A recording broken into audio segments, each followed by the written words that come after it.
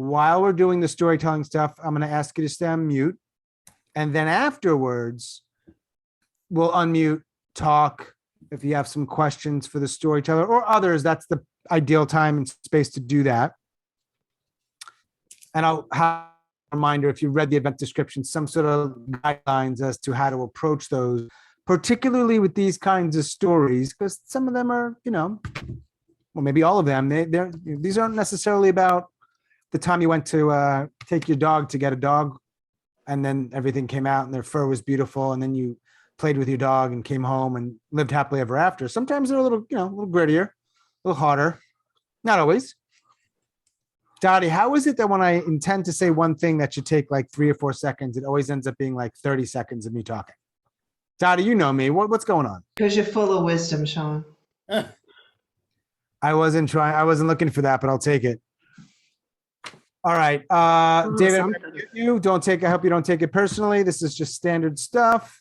Yes. And Dr. Sermon, what I want to do right now is spotlight you. I'm sure you're okay with that, being that you came with a crown on. I'm going to unmute you.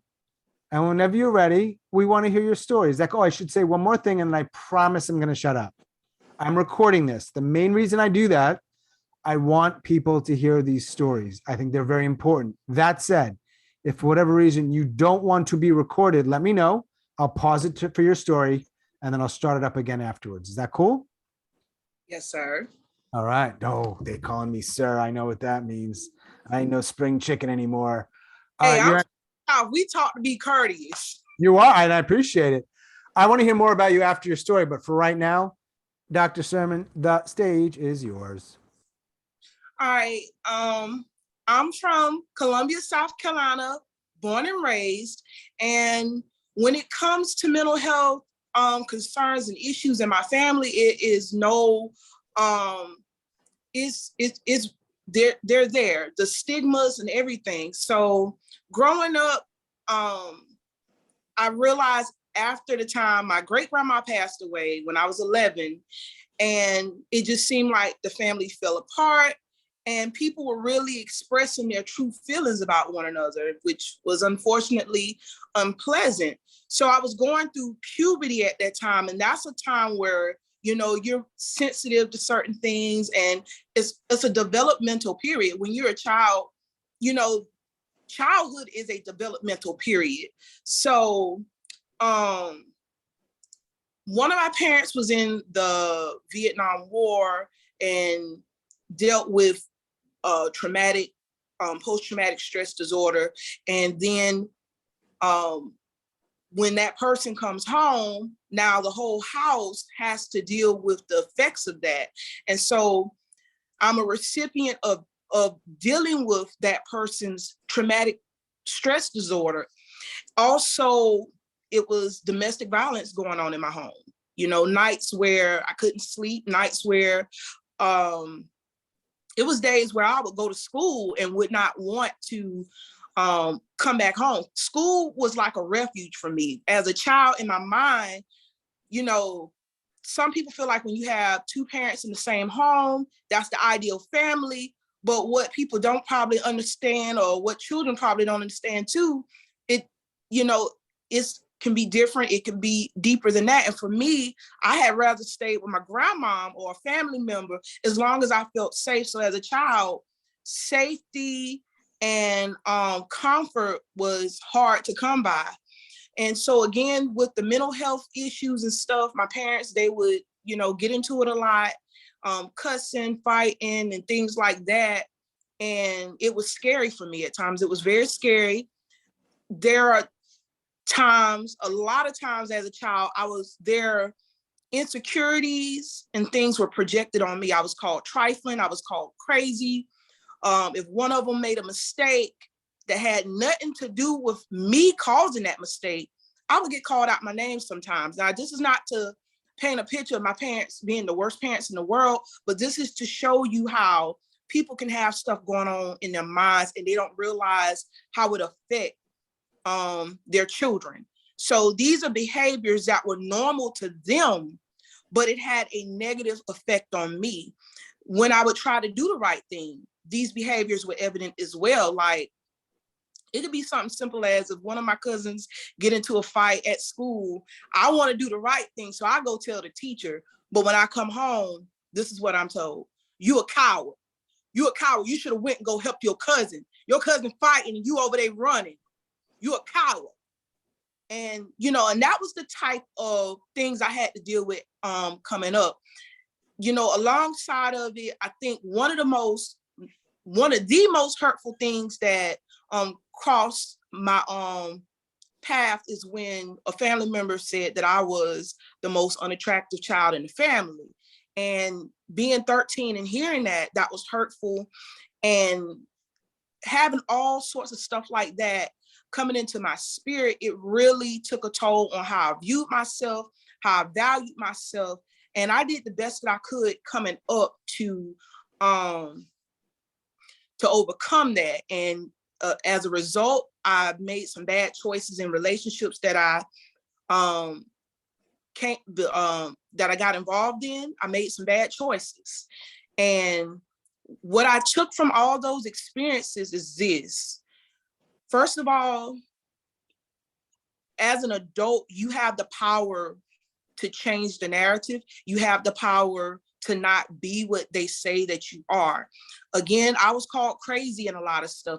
My intelligence was insulted. So for me, what I did, I worked on me. Even though I did it with low self-esteem, I did it with low self-worth, I did it with depression, I did it with different emotions going on, I decided that I was going to change my narrative. So I focused on me. I started working on me. I went to school, finished college. People was bad mouthing me while I was in college in my family. And, you know, I overcame all the stuff that people said about me.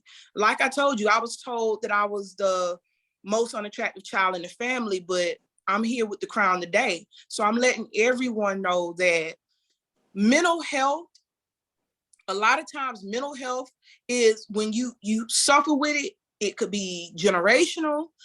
And people that tell you that you are crazy or you are this, those people are projecting their insecurities on you.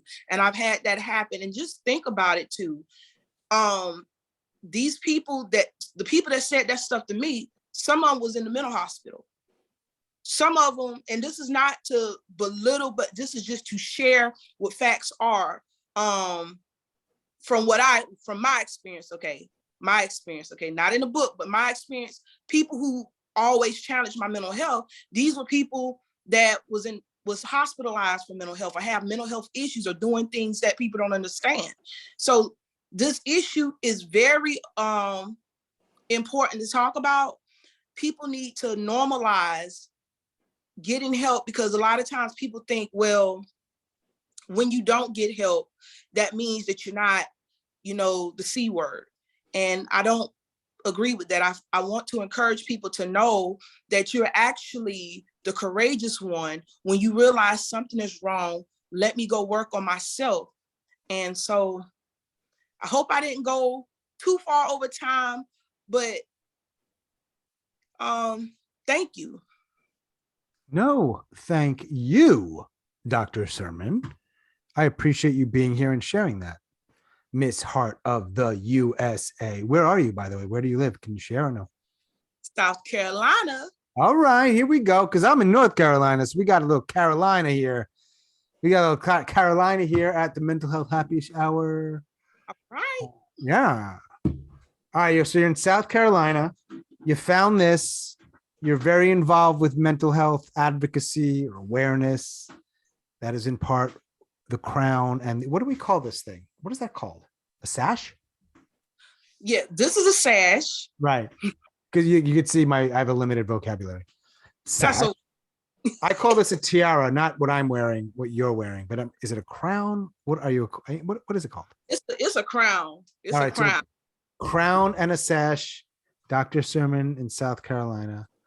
I have one other question, if I may ask, and then we'll move on to our next storyteller, who's going to be Tracey. Just queuing it up. or have you for a period of time been sharing, whether it's this story or other stories around your struggles? Do you do that regularly or from time to time?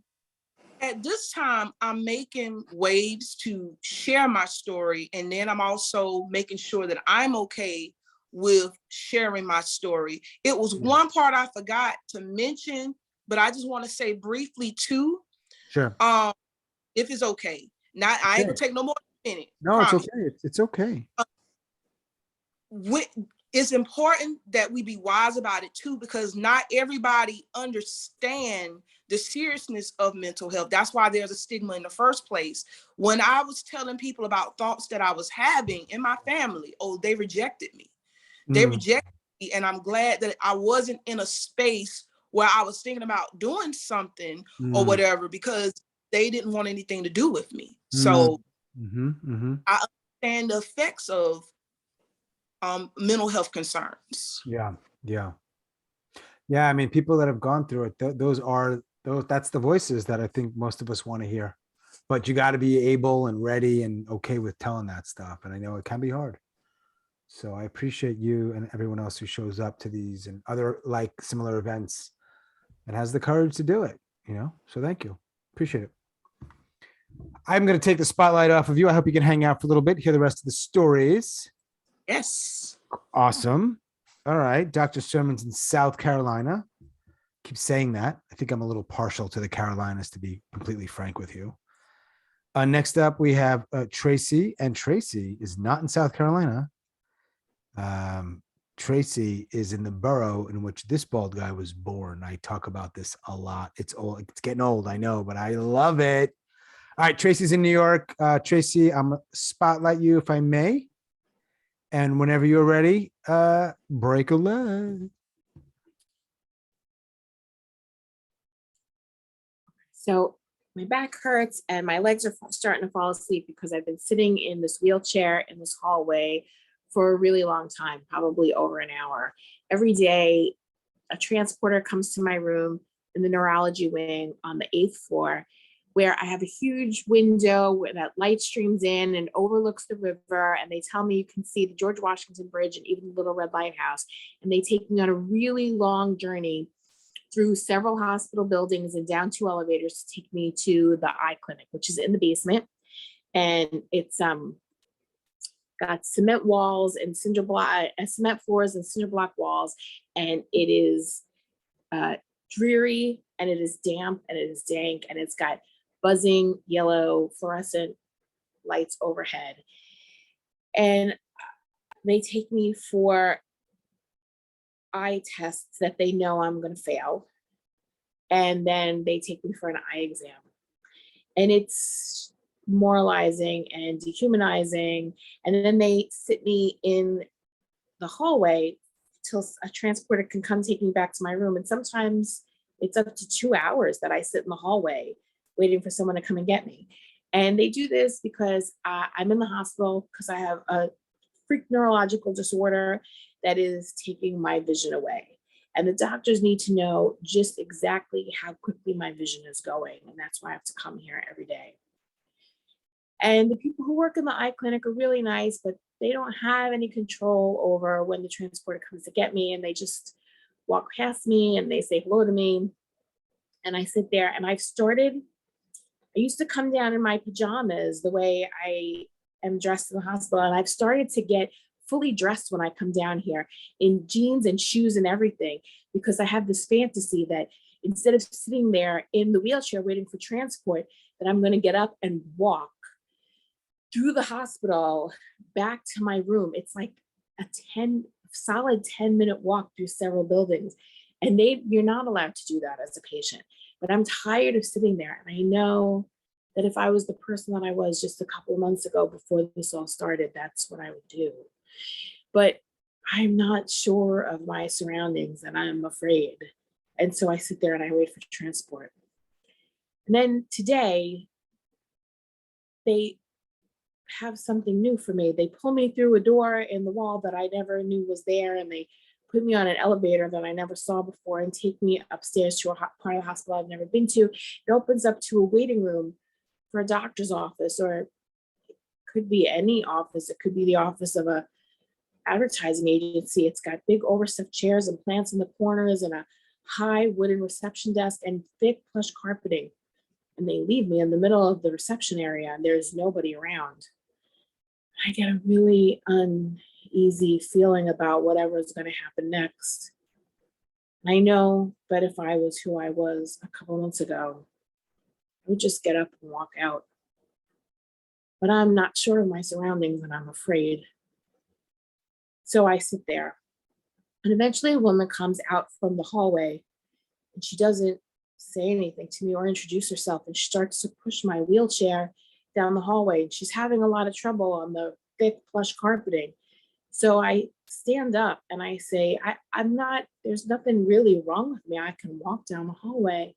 And she gets really annoyed. She says, no. And she pushes the wheelchair into me. And so I sit back down.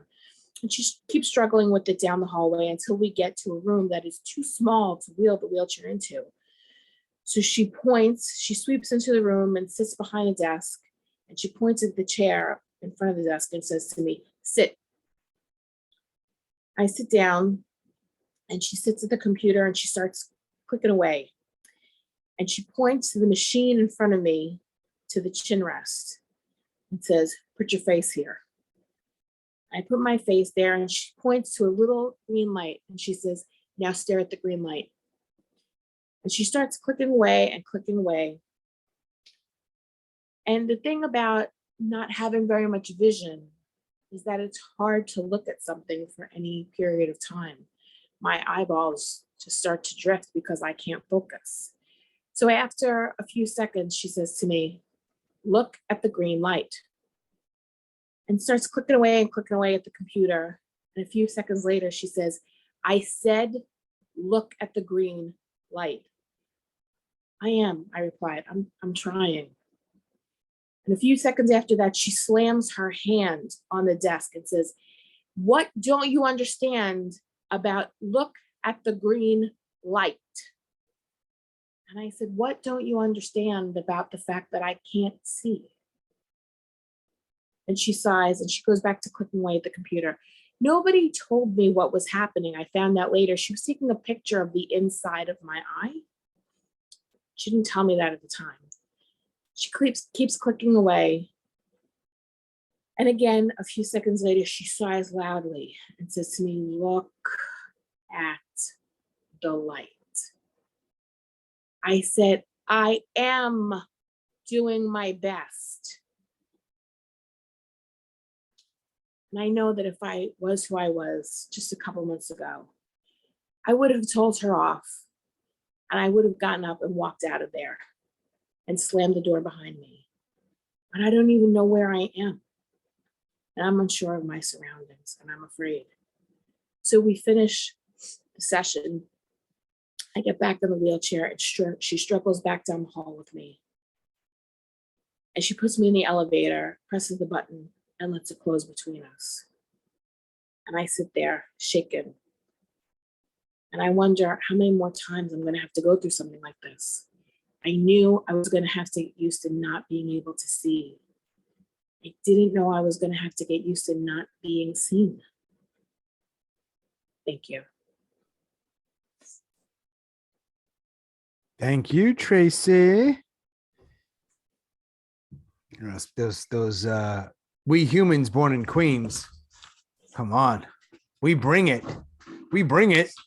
Awesome. Thank you very much to you both. Thank you, Tracey. Wow. Thanks, John. Yeah, of course. Now, just a reminder for those of you that can hang out after the stories, it's looser and we could talk. So maybe you have a question for Tracey or for Dr. Sermon or Barbara, who's telling next, or Erica, who's telling after her. That's the good opportunity to do that.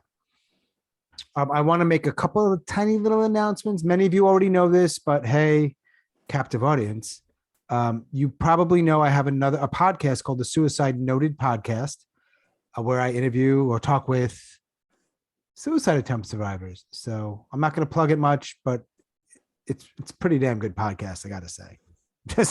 Just saying, it ain't bad. So you can just search for it and hear those stories if that's something that might help you or make you feel a little less shitty or a little less alone, then I encourage you to do that. Let me remove Tracey's spotlight. Don't take the spotlight off me. Now I realized I was like, you don't like the Thank you. spotlight? You don't like the extended spotlight, Starin? That's not what we, that's not how we roll in Queens. We want to be spotlighted. We're like, keep it on me longer. Yeah.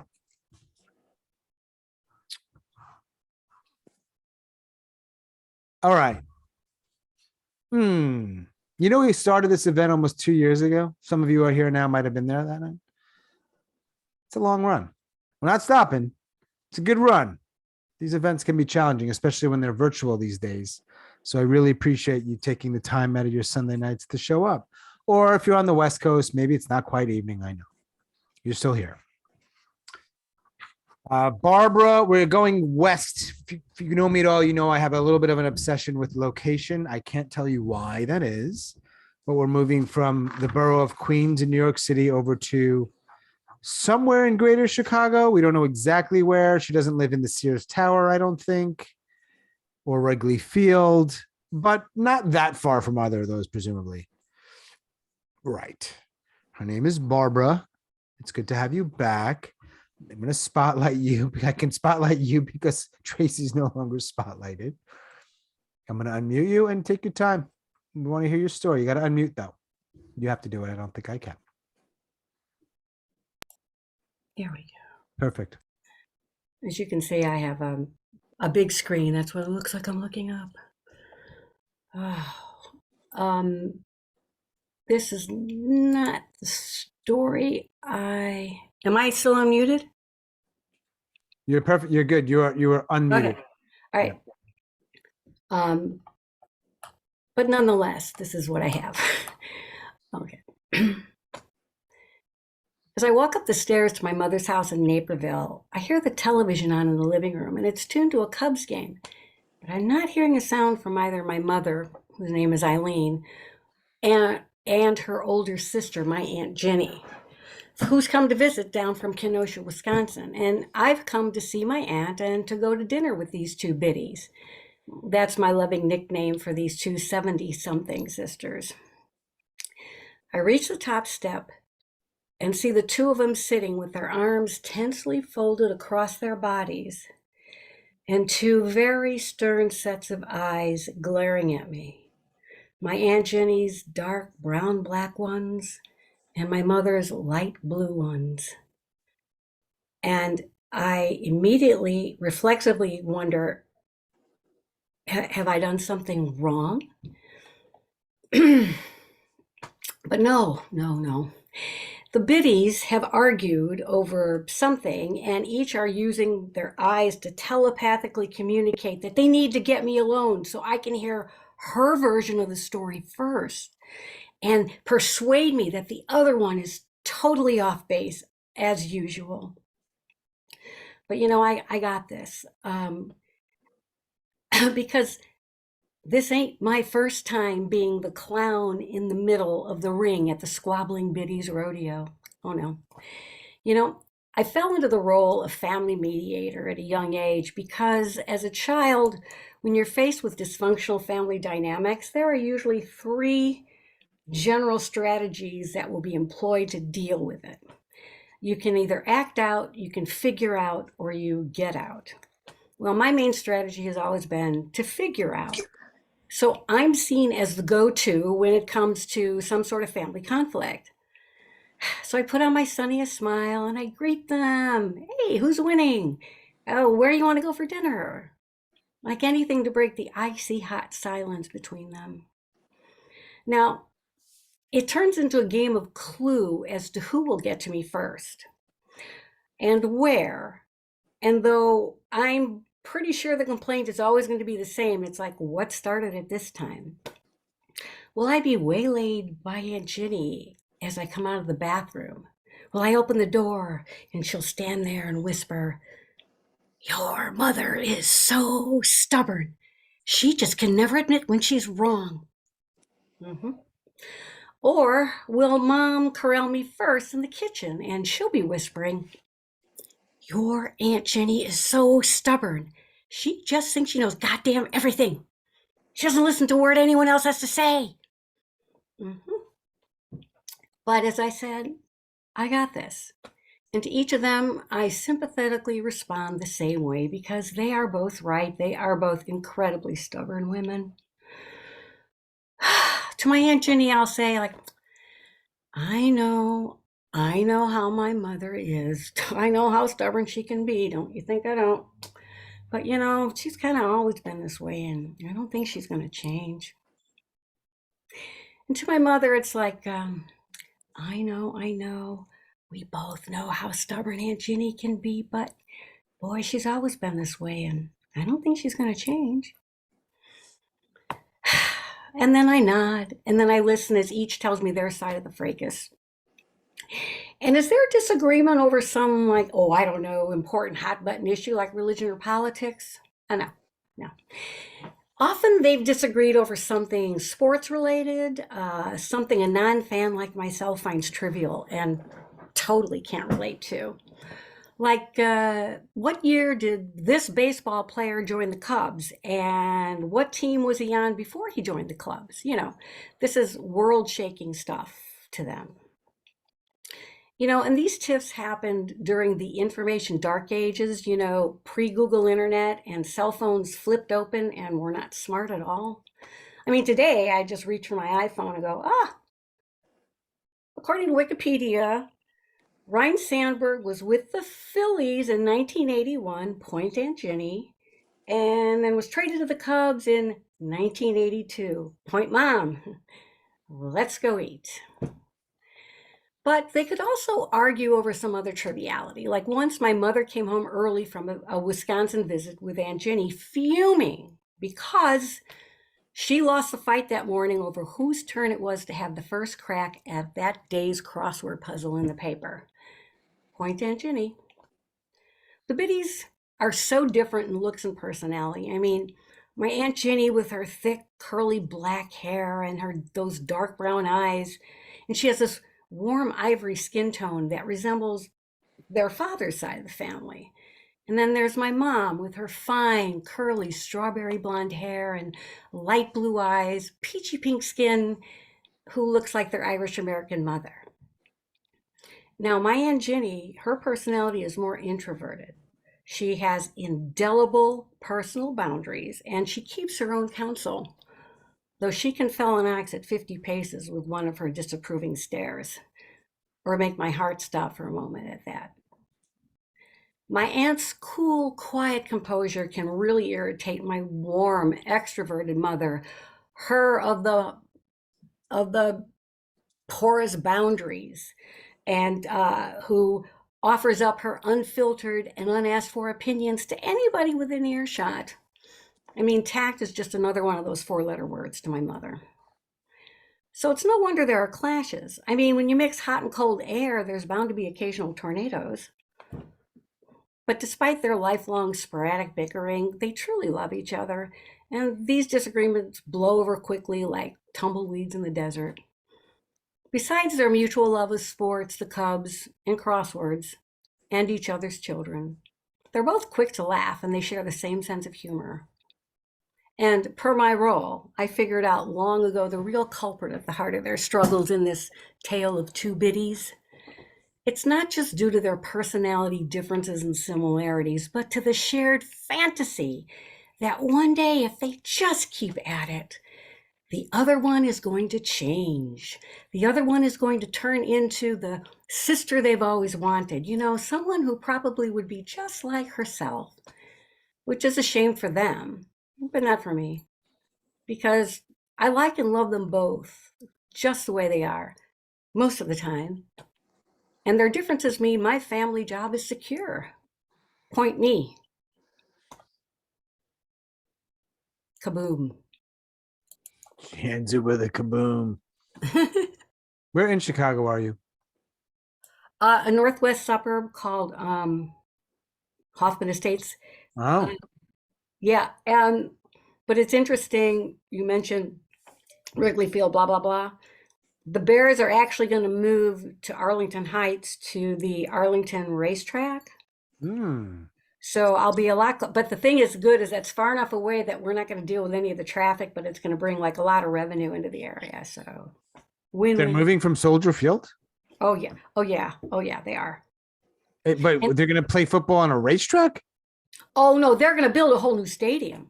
Oh no, no, Oh, they're no, getting a no. whole new stadium. Oh yeah, they're getting a whole new stadium. When And was it's this? When was this perfect. announced? I heard about this months ago because it was rumored, but I think somebody told me they were going to announce it. I don't know if it's this weekend or whatever, but it's perfect for them. It's a huge area. There's tons of parking. They have a metro train stop that is right there. And then the major highways kind of empty out there too. So, like I said, it's not anywhere near me, so I don't have to worry about traffic.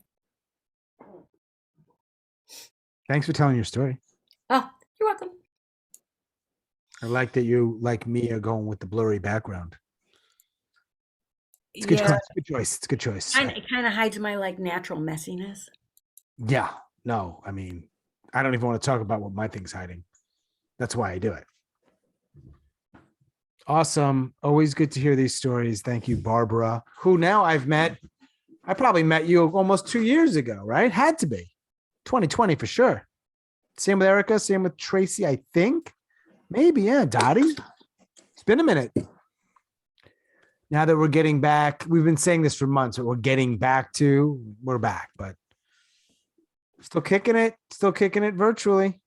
So, hey, thank you. We have one more storyteller. We're going to say, I did it again, Tracey. I have a extended spotlight syndrome.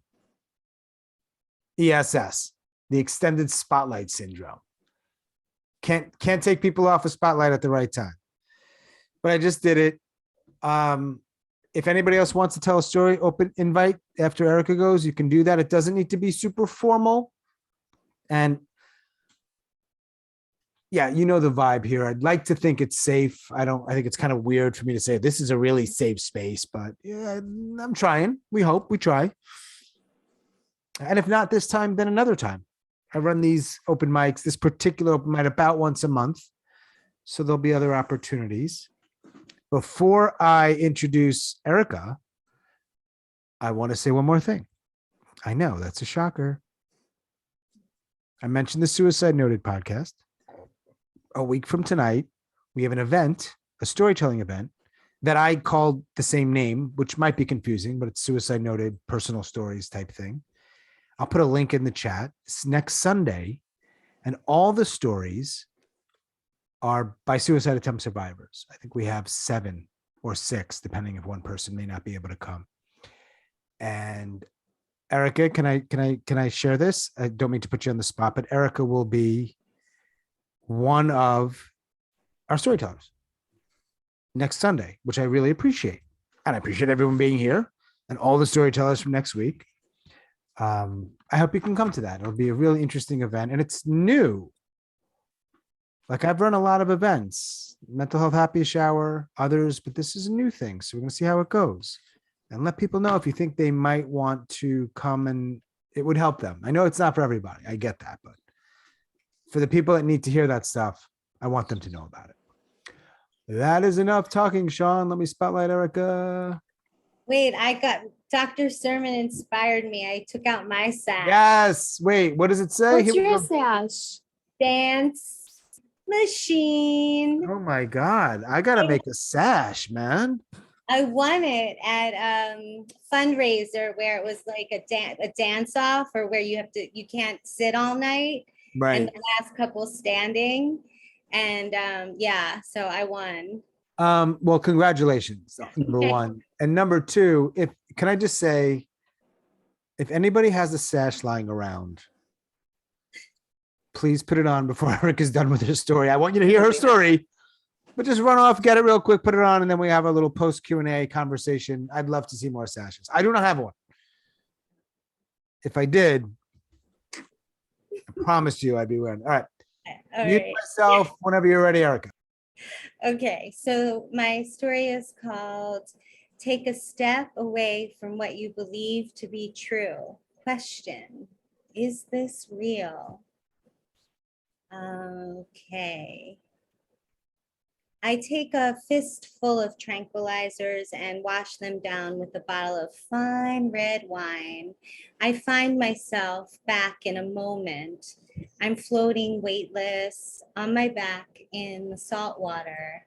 In the brilliant sunlight, I am inundated with nothingness, a respite from my anxious condition, complete quietude of thought. Let it last and be more than just a short plateau out of chaos. No whys or what ifs or self-doubts. The conjuring of a wonderland. The sun glistens, casting diamonds all around me. The blue sky is clear, like the current state of my mind. The silent sunlight vanishes as reality jolts me back to consciousness. I've been staying with a friend from childhood. She has a good heart. She's happily married, a public service lawyer in LA. She's taken pity on me. I'm heartbroken from a bad breakup, an unemployed singer in a broken up rock band. My friend arrives home and finds me in and out of consciousness, and I'm sobbing. I want to die. Please, just let me die. While we're waiting to be seen at the UCLA emergency room, I beg my friend for more tranquilizers. She has put the bottle in her purse to show the doctor. Of course, she refuses, and I jump at her and I grab her purse and I wrestle it from her, and I find the bottle and I pull it out and pop open the top, and all the pills fly everywhere. I spend the next 20 minutes after they sweep them up, crawling around on the floor looking for a left behind pill. I begin yelling at the orderly guy that he's a fascist for not letting me smoke a cigarette. He rebukes my behavior, and I get a taste of what my future may bring, depending on what the doctor decides. I don't think I really want to die as much as just sleep for a long enough time so that when I wake up, my shattered life will be back together again. I am committed to UCLA Mental Hospital. My condition deemed acute, that I'm a danger to myself, and I'm put on the side of the ward that's for like the extremely ill.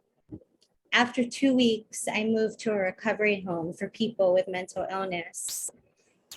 It's my turn to meet with the recovery home psychiatrist.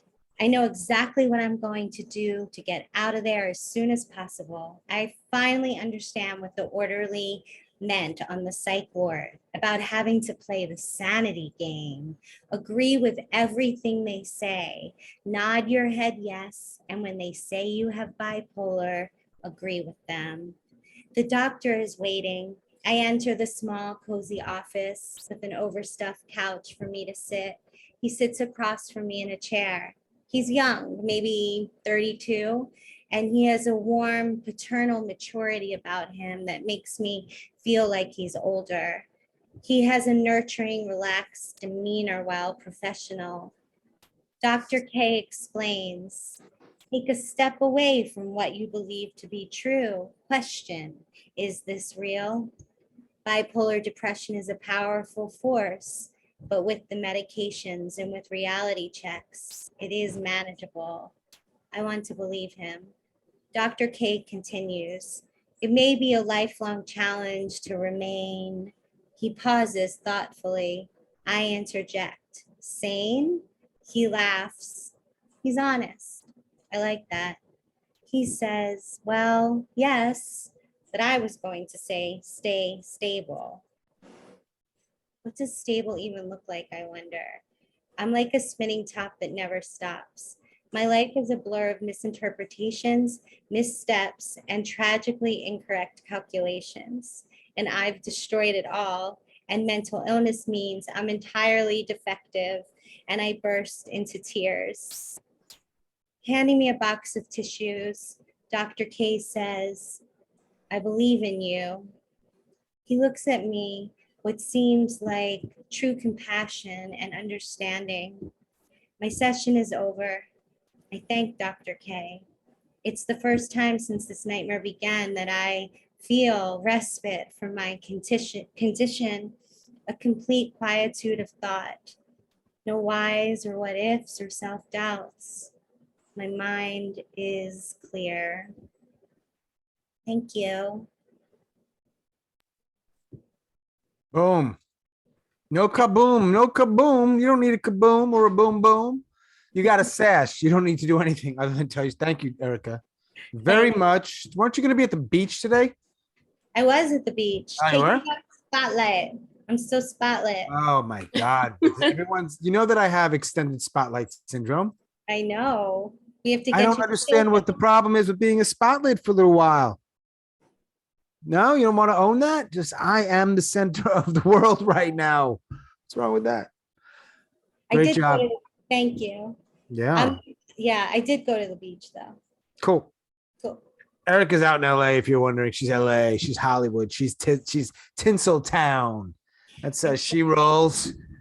You can see that's why she's got the woo. Because I'm in, where we are. Like Dottie's up in the Boston area and Tracy's in Queen. We're like, you could see in our faces a little bit. We're like, ah.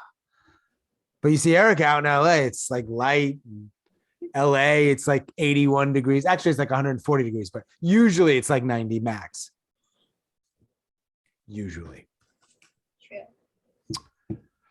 Wow. All right. 4 sweet stories. And always appreciate the courage it takes to share it with people, whether you know them or not. I legitimately think that these stories, they really do. I think, I don't know. Do they save lives? If they don't, they certainly help people. That there's no question about that. So My computer overheated and I'm so bummed because it shut down in the middle of your story, Tracy. I'm so glad I got to hear it and swap, and then I had to keep my camera. You heard my story. I heard it. Okay. And then I had to keep my camera off during yours, Barbara, but I turned my AC back on. I didn't have my AC on. I'm crazy. all right. Let me put the link to the next Sunday's event here. And I want you to know something. This isn't a link on Eventbrite, and there's 2 ways to do it, unless I screwed it up. One is a rather modest price. I'll check. I also might have sort of a pay what you can, but I want you to know, and this is just between me and you, you'll message me if you want to go and money's an issue, you're going to go. No problem. Just let me know. Reach out to me. But I do make it a point to try to give the storytellers a modest stipend, but something I want them to be compensated. And so that's the reason why we have a modest price. But I do not want that to be anything that stops you from attending, letting other people know about it. The only other thing I'll say, and then I'll thank our storytellers and ask if you want to hang out and talk. One of the other events we do, which is kind of cool, I think, and some people here have been a part of it, is called the 99-second Story Slam. Oh, by the way, Erica has won it. Tracy has not only won it, she's been a freaking Grand Slam champion. Oh my God. Yeah, I want a sash for that. Send me a sash.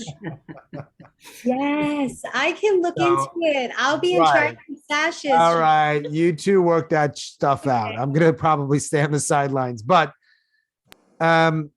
what I decided, this is the first time, they've always been like no theme. Like, I think the next one, which we haven't decided yet, because I'm really trying to pay a little more attention and spend a little more time in the sort of mental health space.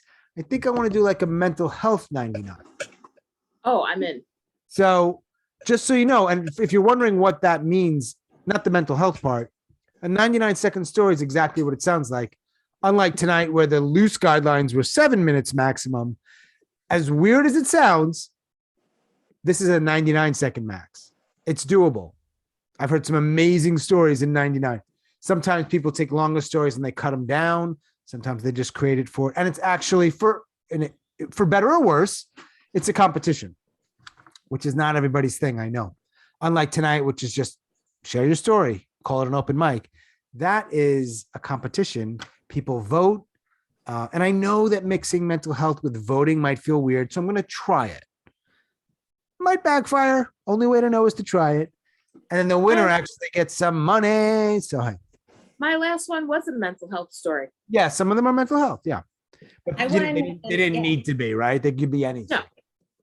I Uh, won with a mental health story too, Tracy. You did. What does Yeah. this tell us? This tells us what? That you're very good at what you do. One, and mental health works if you do it well. We want to hear them. We want to reward you. Yeah. Getting a little dramatic here again. I bought myself a few jumpsuits after I got right online. I was like, oh yeah, I'm getting If you if you registered for this event, I have your email. I won't abuse that, but I'll send out an email from time to time with some of these events, including everything I've just talked about. That's one way to know about them. There's other ways, social media and so on. But if this is your type of thing that you get anything out, I want you at least to be aware of what's happening. And then you can choose if you're able to come and want to come. There you go. So yeah, now what I'm going to do is stop the recording and say, thank you, everyone. And so I will use this recording with your permission, but now it's a little looser. Let me do that. You'll hear this awkward sound. You ready?